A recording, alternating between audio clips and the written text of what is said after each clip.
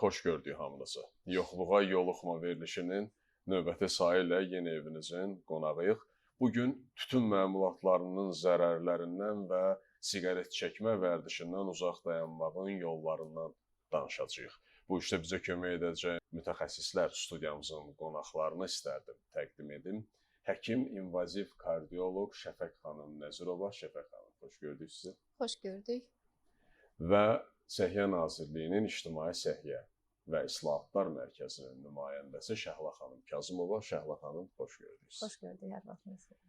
Şəfəq xanım, bir kardioloq olaraq elə bizim tamaşaçılarımıza siqaret tüstüsü insan orqanizmində, ələxüsus da ürək-qan damar sistemində nə kimi dəyişikliklər yaradır, məlumat versəz, tamaşaçılarımız da maariflənər, bəlkə də elə bu məlumat sayəsində zərərli vərdişdən uzaq dayanarlar. Ümid edirəm ki, nəticəmiz uğurlu olacaq və bizi dinləyən pasientlər də bu zərərli vərdişlərdən, insanlar da zərərli vərdişlərdən uzaqlaşacaqlar. Ürək-damar xəstəliklərinin bir çox risk faktorları vardır, amma onların içərisində əsas risk faktorları vardır, bir neçəsidir. Burada əsas mövzumuz, yəni aktual mövzumuz siqaret olduğuna görə mən əsas risk faktorlarından biri olan siqaret məsələsinə toxunacağam. Siqaret bizim ürək-damar xəstəliklərini yaradan, ürək-damar xəstəliklərini ağırlaşdıran əsas və aparıcı risk faktorlarından biridir. Siqaret çəkən insanların demək olar ki, siqaret çəkməyənlərə görə ürək-damar xəstəliklərinə yoluxma, ürək-damar xəstəliklərini daşıma ehtimalları 2-4 dəfə yüksəkdir. Yəni siqaret çəkməyən insanlar bu xəstəliyə daha az tutulurlar, ürək-damar xəstəliyinə, nəinki siqaret çəkənlər.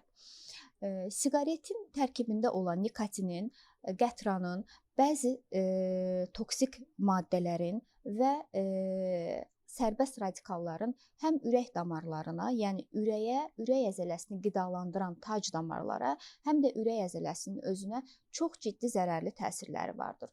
Ürək əzələsinə toksik təsir göstərib, ürəyin elektrik aktivliyini, ürəyin keçiricilik sistemini ciddi şəkildə poza bilir və ani kardiak ölümlərə səbəb olan aritmiyaların, ventrikulyar taxikardiya dediyimiz, ventrikulyar fibrilyasiya dediyimiz aritmiyaların əmələ gəlməsinə, ürəyin gücünün ciddi şəkildə azalmasına, yəni ürəyin atım fraksiyasının düşməsinə səbəb ola biləcək qədər siqaretin ürək əzələsinə ciddi zərərləri vardır. Və digər bir məsələ, ürəyə qan gətirən damarlara, tac damarlara siqaretin tərkibindəki nikotinin çox ciddi təsiri vardır. Siqaretin tərkibindəki nikotin bütün insanlarda, onu istifadə edən insanlarda simpatik aktivliyi artırır, ürək döyüntüsünü artırır, təzyiqi yüksəldir, maddələr mübadiləsini ciddi şəkildə pozur, zərərli xolesterolun səviyyəsini yüksəldir. Simpatik aktivlik artdığı zaman bizim demək, ürək döyüntümüz bu səbəbdən artır, arterial təzyiqimiz yüksəlir və bundan səbəbdən ürəyə qan gətirən damarlarda damarın laminar axımını, yəni normal axımını təmin edən endotel qişasının tamlığı pozulur, damar sərtliyi artır. Bir endotel qişasının tamlığı pozulmuş damarlarda isə maddələr mübadiləsi pozğunluğu da varsa, zərərli xolesterolun miqdarı normadan artıq çox yüksəlmişsə, orada həmən endotelin pozulmuş hissələrində lipid kütlələrinin, yəni xolesterin, zərərli lipid kütlələrinin yığılması baş verir və bunun yanında siqaret bundan başqa nə edir? Siqaret bundan başqa bizim qanımızın laxtalanmasını artırır, trombositlərin aqreqasiyasını sürətləndirir və ani bir səbəbdən hər hansı bir qrip xəstəliyi, məsələn, təzyiqin anidən hər hansı bir emosional faktora bağlı olsa da yüksəlişi, orada olan lipid çəyirdəyinin, yəni ürək damarında olan lipid yığıntısının partlamasına, çatlamasına və oraya qatılaşması artmış qanın həmən oturmasına, yəni ürək damarının mənfəzinin trombla anidən tutulmasına, ani infarkt xəstəliyinin yaranmasına və hətta bu anda xəstələrin xəstəxanaya gətirilib çatdıra bilməməsi prosesinin baş verməsinə, ani ölümlərə, ani ölümlərə səbəb olur. Bu dediyiniz ürək damarlarından yanaşı, hətta aşağı ətraf arteriyalarında da Bəli, ciddi bəli. xəstəliklərə, Ümumiyyətlə, yəni ateroskleroza bəli, səbəb olur. ümumiyyətlə siqaretin zərərləri təkcə ürək əzələsi və ürək damarlarına deyil. Siqaretin zərərləri bir çox orqanlara, beyin damarları, beyin toxuması, ağciyərlər, ağciyər xərçənginin dünyada belə deyim də ilk yerdə duran risk faktorlarından biri siqaretdir. Bu hamımıza məlumdur və bunun yanında periferik arteriya xəstəliyinin yaranmasına, ciddi şəkildə mədə xərçənglərinin əsas səbəblərindən biri yenə də siqaretdir. Sadəcə mən kardioloq olduğuma görə bu ürək orqanı və ürək damar sistemi üzərində dayandım. Amma təbii ki, siqaretin tək zədələdiyi orqan ürək və ürək damarları deyildir. Orqana kompleks şəkildə bütün daxili orqanlara zəhərləyir desək yeridir. Şəhla xanım, bu zərərli vərdiş və bu zərərli vərdişdən uzaq dayanmağın yolları.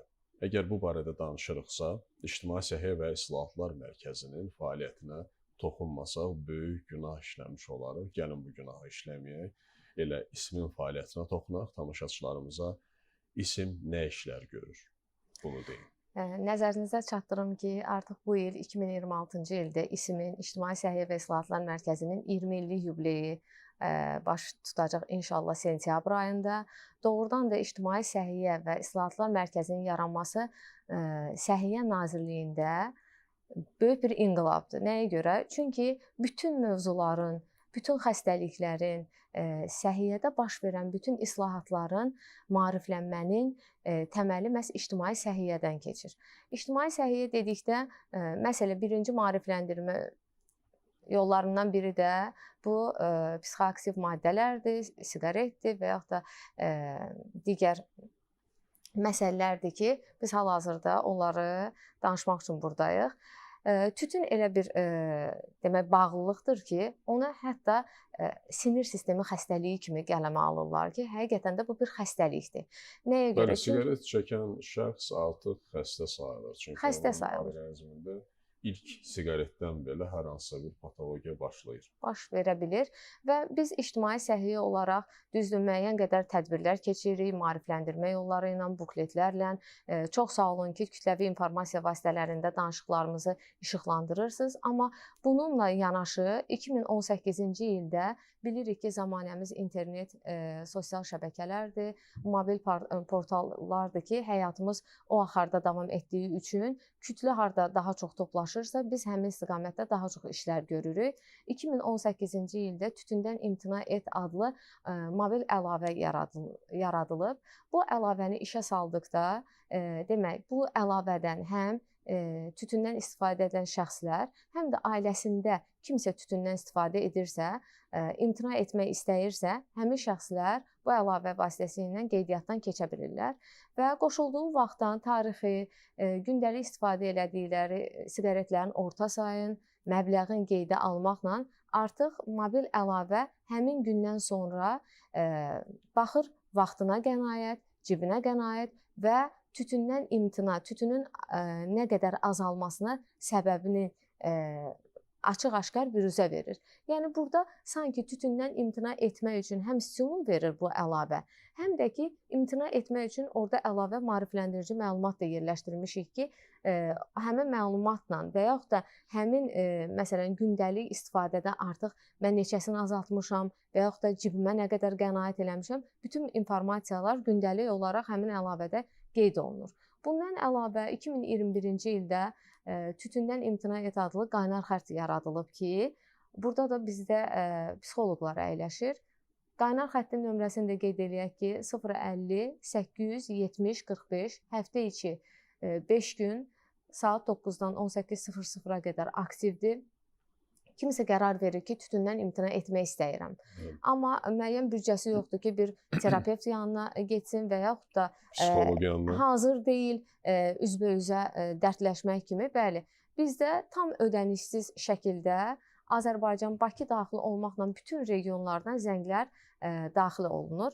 Buradakı psixoloqlarımız, məsələn, biz həftəlik, psixoloqlar nə kimi suallar verir? Aylıq hesabatlar olunur və dəyirmi masada elə məhz bu mövzular müzakirə olunur. Amma anonimlik qorunmaq şərti ilə orada verilən ilk suallar ki, maraqlıdır. İlk dəfə tütündən nə vaxt istifadə etmisiniz? Hansı situasiyada siz siqaretə əl atmısınız? Yəni bunun cavabı ilə həmin psixoloqlar həmin şəxsin eyni günə qaytarır və bundan sonra o problem aşkara çıxandan sonra psixoloq da həmin problemin yəni müalicəsi haqqında həmin şəxslərə kömək edir. Bundan əlavə, yəni tütündən imtina et adlı bizim tədbirlərimiz keçirilir ki, keçən illəri məktəb ali təhsil müəssisələrində və orta təhsil müəssisələrində 20-yə yaxın məktəbdə və 8-ə yaxın da ali təhsil müəssisəsində silsilə olaraq tədbirlər, maarifləndirici tədbirlər keçirilir. Düzdür, tələbələr məsələn dırnaq arasında baxa bilərlər ki, gəlib danışıb getdi, xeyr. Yəni biz orada nəyi sübuta yetirmək istəyirik ki, məhz tütünlə artıq biri var, məsələn, kardioloqumuz da təsdiqləyə bilər. Biri var müəyyən 20-25 yaşından sonraki pasientlər müraciət eləyir xəstəliklər barəsində, müalicə barəsində. Amma təəssüf ki, indi 13 yaşa, 12 yaşa enmiş tütündən istifadə edən azyaşlılar var. Çox azalıb. Azyaşlılar var və bilsək ki, bəli, məktəblilər həmin yaşda olan uşaqlar deyək də, yeniyetmələr də təhsil müəssisəsində təhsil alırlar və təhsil müəssisəsində də əsas cəmiyyətdə respirator virus xəstəlikləri çox yayılır. Və nəzərə alsaq ki, bu şagirdlərin məsələn 5% tütündən istifadə edilir, sağalma halları da bir o qədər azalır. Yəni ona görə də maksimum şəkildə, yəni bunu valideynlər, bunu böyüklər də nəzərə alsın ki, bizim hər hansı bir tərbiyəmizi bizim davamçılarımız gətirir. Bunu adiləşdirməyək. Elə verilişimizin bu məqamında tamaşaçılarımızla əməkdaşlarımızın hazırladığı süjeti izləyək. Siqaretə başlamaq bir çox insan üçün ilk vaxtlar sadəcə maraq və ya ətraf mühitin təsiri ilə atılan bir addım kimi görülsə də, bu vərdişin orqanizmə təsiri elə ilk günlərdən etibarən hiss olunmağa başlayır. Siqaret tüstüsü ilə birlikdə bədənə daxil olan minlərlə zərərli kimyəvi maddə insan sağlamlığı üçün ciddi təhlükə yaradır və bu təsirlər zaman keçdikcə daha qabarıq formada üzə çıxır. Siqaret çəkən zaman tüstü ilk olaraq tənəffüs yollarına daxil olur və ağciyərlərə çatır. Tüstünün tərkibində olan zəhərli maddələr bronxların selektiv inşasını zədələyir. Bu isə zamanla nəfəs darlığına və xroniki öskürəyə səbəb olur. Ağciyərlərin elastikliyi azalır, nəfəs alma prosesi çətinləşir və orqanizmin oksigenlə təmin olunması zəifləyir. Bu vəziyyət davam etdikcə bronxit, astma kimi tənəffüs sistemi xəstəliklərinin yaranma riski artır və uzun müddətli istifadə ağciyər toxumasında geri dönməz dəyişikliklərə səbəb ola bilir. Siqaretin tərkibindəki nikotin ürək-damar sisteminə də birbaşa təsir göstərir. Nikotin qan damarlarının daralmasına səbəb olur. Bu isə qan dövranını zəiflədir və arterial təzyiqin yüksəlməsi ilə nəticələnir. Ürək daha sürətli işləməyə məcbur qalır, damar divarlarında zədələnmələr baş verir və zaman keçdikcə damar tıxanıqlığı riski artır. Bu cür dəyişikliklər infarkt və insult kimi həyati təhlükəli xəstəliklərin yaranma ehtimalını yüksəldir. Nikotin eyni zamanda sinir sisteminə təsir edərək beyində asılılıq yaradan mexanizmləri işə salır. Siqaret çəkildikdən sonra beyində dopamin hormonunun ifrazı artır və bu insanda qısa müddətli rahatlıq hissi yaradır. Lakin bu təsir müvəqqəti olur və zaman keçdikcə orqanizm eyni hissi yaşamaq üçün daha çox nikotin tələb edir. Bu isə həm psixoloji, həm də fiziki asıllığın formalaşmasına gətirib çıxarır. Nəticədə diqqət azalır, yaddaş zəifləyir, əsəbilik artır və yuxu pozuntuları müşahidə olunur. Siqaret istifadəsi yalnız daxili orqanlara deyil, eyni zamanda insanın xarici görünüşünə də mənfi təsir edir. Dişlərdə saralma baş verir, diş ətlərində qanama və iltihab yaranır. Ağız boşluğunda xoşagəlməz qoxu əmələ gəlir. Dərinin elastikliyi azalır, qırışlar daha tez yaranır və vaxtından əvvəl qocalma prosesi sürətlənir. Ümumilikdə siqaret istifadəsi orqanizmdə bir çox sistemlərin fəaliyyətini pozur və həyat keyfiyyətini aşağı salır. İlk vaxtlar bu dəyişikliklər nəzərə çarpmasa da zaman keçdikcə həm fiziki sağlamlıq, həm də psixoloji vəziyyət baxımından ciddi problemlərə səbəb olur. Erkən yaşda başlayan siqaret vərdişi isə gələcəkdə daha ağır və geri dönməz fəsadların yaranma riskini artırır.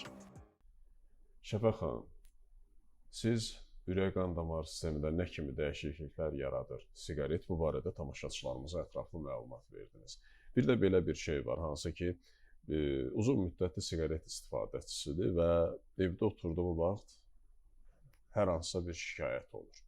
Maraqlıdır ki, hansı şikayəti olduqda artıq həyəcan təbili çalınmalıdır və bu kardioloqa və yaxud digər ixtisaslı həkimə müraciət etməlidir. Ümumiyyətlə, ürək-damar xəstəlikləri öncələr hər zaman biz bilirdik ki, ürək-damar xəstəlikləri adətən yaşlı adamlarda olur. Amma indi zərərli vərdişlərin istifadəsi o qədər artıb və o qədər cavanlaşıb ki, siqaret daxil, ürək-damar xəstəlikləri, xüsusilə də miokard infarktı artıq yaşlılarda deyil, cavan adamlarda da, yəni özünü çox tez-tez göstərir. Yəni belə ki, ürək zamanından artıq qocalır. Ürək özümüz bilirik ki, daimi hər gün, hər an, hər saniyə fəaliyyət göstərən bir orqandır. Siqaret tükətimi, yəni zərərli vərdişlərin istifadə olması ürəyi lazımından artıq işləməyə məcbur edir. Bayaq qeyd etdiyim kimi döyüntünü artırır, təzyiqi yüksəldir, ürəyin oksigenə olan ehtiyacını artırır, amma siqaret istifadə etdiyimiz üçün ürək oksigenə ehtiyacı artır, lazım olan miqdarda oksigeni ala bilmir. Yaşımız cavan olsa da, əgər biz fiziki aktivliyimizdə azalmanı hiss ediriksə, yəni əvvəllər tutaq ki, 5-ci mərtəbəyə daha rahat çıxırdıqsa, indi 5-ci mərtəbəyə rahat çıxa bilmirik. Yeni yaranan nəfəs darlığımız, yəni tənginəfəsliyimiz varsa, döş qəfəsi arxasında, loğru dildə biz buna sinə deyirik, sinə nahiyəsində, xüsusilə də döş qəfəsi arxasında hər hansı bir diskomfort hissi, qıcıqlanma hissi, yanma hissi, göynəmə hissi varsa, bunların hamısı bir siqnal. Bəzən insanlar həm orta yaş qrupu, həm orta yaşın üstü qrupu adamlar çox ciddi şəkildə yorğunluq, halsızlıq şikayətlərindən şikayət edirlər və bunu yaşa bağlayırlar. Bəzən bu yorğunluq və halsızlığın əsas səbəbi dediyim kimi ürəyin yorulması olur. Artıq ürək damarlarında və ürək əzələsində hər hansı bir problemlərin yaranması baş verir ki, bu şikayətlər yaranır. Bu cür şikayətləri olan adamlar mütləq şəkildə mütəxəssisə, kardioloqa, ilk öncə kardioloqa yönlənməlidirlər. Bu şikayətlərin altında başqa səbəblər də yata bilər. Məsələn, ağciyər xəstəliyi, qida borusu xəstəliyi, mədə xəstəliyi, sinir sistemi xəstəliyi, amma ilk inkar etməyimiz lazım olan məsələ ürəkdir. Çünki ürəklə bağlı hadisələr anidən baş verir və öldürücüdür. Ürək çox yüksək rezervi olan bir orqandır. Məsələn, insanlar anidən infarkt keçirdir xəstələr və bizə gəlirlər və biz onların Allahın da köməkliyi ilə müdaxilə edib həyatını xilas edəndən sonra İnsanların belə bir xəstələrin bizə belə bir sualı olur. Doktor, mən neçə ildir siqaret çəkirəm, niyə mənə heç nə olmadı, indi birdən-birə oldu? Bəli, ürək elə bir orqandır ki, rezervi çox yüksək olan bir orqandır və o qədər işləyir, bu siqaretin zərərli təsirlərinə məruz qalır. Artıq rezervi dolanda, mən dediyim kimi, ürək yaşımız cavan olsa da, bu zərərli vərdişlərdən o qədər yorulur ki, artıq bu stresi, endogen ehtiyatını daha tez tükətir. Bəli, bu stresi tolerə edə bilmir. Özünə olan bu zərəri, bu zərbəni tolerə edə bilmir və rezervi tamamilə tükəndiyi anda artıq siqnal verməyə başlayır. Siqnallar isə bu dediyim simptomlardır, amma heç zaman insanlar bu simptomlara arxayın olub, mən siqaretimi çəkim, onsuz da birdən-birə nəfəs darlığım olsa həkimə gedəcəm deməsinlər. Çünki dediyim kimi ani ölümlər bu məsələnin ən öndə gedən kritik nöqtələrindən biridir. Heç xəbər vermədən, heç siqnal vermədən, bəli, son dövrlərdə qəflətli ölümlərin başlıca səbəbidir. Bəli, başlıca səbəbidir. Ona görə də mütləq şəkildə birinci məsələ siqaretdən uzaq olmaq, ikinci məsələ şikayəti hiss etdiyi anda həkimə müraciət etmək. Şəla xanım, biz siqaret tüstüsünün insan orqanizminə zərərli təsirləri hansılardır, bu barədə ətraflı danışdıq. Şəfəq xanım ətraflı məlumat verdi. Siz görülən tədbirlərdən, isimin fəaliyyətindən söhbət açdınız. Bir də insan orqanizmindən savayı ətraf mühitə, ekologiyaya da ziyanı var. Elə bu barədə tamaşaçılarımıza məlumat verərdiniz. Bəli, adətən tütündən danışanda birinci insan orqanizmindən danışırıq, amma təəssüf ki, ətraf mühitin mühafizəsi məsələsində də tütün zərər verici kimi birinci mərhələdədir. Nəyə görə?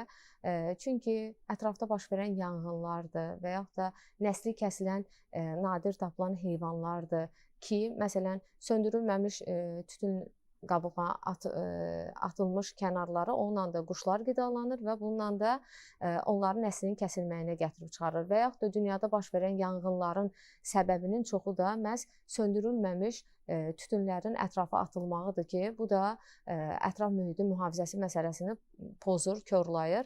Azərbaycanda da həmişə gələcək nəsillərə təmiz ekoloji mühit, təmiz ətraf mühit bəxş etmək naminə həmişə bu məsələ aktual olub. Hətta 2010-cu ildə də məhz bu görülən işlər sayəsində 2010-cu ildə Azərbaycanda ekologiya ilə adlandırılmışdı ki, bildiyimiz kimi İdeya İctimai Birliyidir və yaxud da İctimai Səhiyyə və İslahatlar Mərkəzidir ki, silsilə olaraq tədbirlər aparır, ətrafdan çirkləri və yaxud da tütün tullantıları yığmaqla bu və ya digər şəkildə digərlərinə siqnal ötürürük ki, yəni bu nəinki bizə ətraf aləmin də çirklənməsinə gətirib çıxarır. Milli Məclisdə belə bir qərar qəbul edilib ki, cərimələrin qaldırılması ilə bağlı, elektron siqaretinin satışının qadağa ətrafa olması atılmasına və görə bu da kifayət qədər məbləğdir. 50 manatdan 300 manata qədər olan məbləğdir və bunu tez-tez desək, elə və cərimələrin də tətbiqi bu zərərli vərdişdən uzaq tutacaq insanları.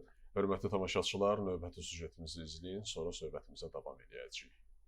Siqaret çəkmək gənclər arasında ən geniş yayılmış zərərli vərdişlərdən biridir. Əksər hallarda bu vərdiş maraq, ətraf mühitin təsiri, dost çevrəsi və ya stress səbəbindən başlayır. Gənclər siqaretin sağlamlığa vurduğu zərərləri bildiklərini desələr də, çox zaman bu riskləri ciddi qəbul etmirlər. Zaman keçdikcə siqaret adi bir vərdişdən asılılığa çevrilir. Nikotin asılılığı həm fiziki, həm də psixoloji təsir göstərir. Nəticədə gəncin sağlamlığı zəifləyir, nəfəs darlığı, tez yorulma, diqqət pozğunluğu kimi problemlər ortaya çıxır. Eyni zamanda siqaret gündəlik həyatın ayrılmaz hissəsinə çevrilir. Bu vərdişdən qurtulmaq üçün ilk addım problemin qəbul edilməsidir. Gənc insan siqaretin ona zərər verdiyini dərk etməli və bu vərdişi tərk etmək qərarını verməlidir. Bu prosesdə ailənin və yaxınların dəstəyi mühim rol oynayır. Tənqid və qadağalar əvəzinə ilhamlandırma və anlayış daha təsirli olur. Mütəxəssislər bildirir ki, siqareti tərk etmək mərhələli şəkildə daha effektivdir. Nikotin əvəzedici vasitələr, psixoloji dəstək və gündəlik rejimin dəyişdirilməsi bu prosesdə kömək edə bilər. İdmanla məşğul olmaq, sağlam həyat tərzinə keçid və yeni məşğuliyyətlər diqqəti siqaretdən yayındırır. Maarifləndirmə də vacib amildir. Siqaretin təkcə ağciyərlərə deyil, ürək-damar sisteminə və ümumi sağlamlığa verdiyi zərər gənclərə düzgün şəkildə izah edilməlidir. Erkən yaşda siqaretə başlamağın gələcəkdə daha ciddi sağlamlıq problemlərinə yol açdığı xüsusilə vurğulanmalıdır. Siqaret çəkmək də narkomaniya kimi çıxılmaz yol deyil. Düzgün qərar, dəstək və iradə ilə gənclər bu zərərli vərdişlərdən qurtulub daha sağlam həyata başlaya bilər. Xanımlar, verilişimiz yavaş-yavaş yekunlaşır. İstərdim hər birinizin tövsiyələrini eşidək. Bizi izləyən tamaşaçılar arasında siqaret çəkənlər də var, onların doğmaları, yaxınları da var. Şəfəq xanım, başlayaq sizdən. Birincisi, siqaret çəkməyən passiv siqaret istifadəçiləri var. Onlara da buradan sözümü demək istəyirəm ki, onların da siqaret çəkən adamlardan heç bir fərqi yoxdur. Gündə bir ədəd siqaret çəkirəm və yaxud siqaret çəkmirəm, amma siqaret çəkilən mühitdə otururam. Bu insanlar da ciddi şəkildə ürək-damar xəstəliyi riski daşıyırlar. Və ikinci məqam, ən vacib məqamlardan biri elektron siqaretləridir. Elektron siqaretlərinin istifadəsi Avropa Kardiologiya Cəmiyyətinə görə siqareti atma ərəfəsində ümumiyyətlə mən siqareti atıram, amma elektron siqaretdən istifadə edirəm bu cür belə körpüləmə metodundan Avropa Kardiologiya Cəmiyyəti bunun tamamilə əleyhinədir və elektron siqaretin adi siqaretdən zərərinə görə heç bir fərqi yoxdur. Bunu bildirmək istəyirəm. Təbii ki, istənilən tütünməyə Şəla xanım. Bu verilişə gəlməyimiz belə Ramazan ayına təsadüf edir. Bu ay hamımız üçün xeyirli olsun. Tütündən imtina etmək istəyənlər də bu aydan başlaya bilər. Çox sağ olun xanımlar, ətraflı məlumat üçün və təklifimizi qəbul etdiniz, verilişimizin qonağı oldunuz. Hörmətli tamaşaçılar, zərərli vərdişlərdən özünüzü və ətrafınızı uzaq tutun. Gələn görüşədək hələlik.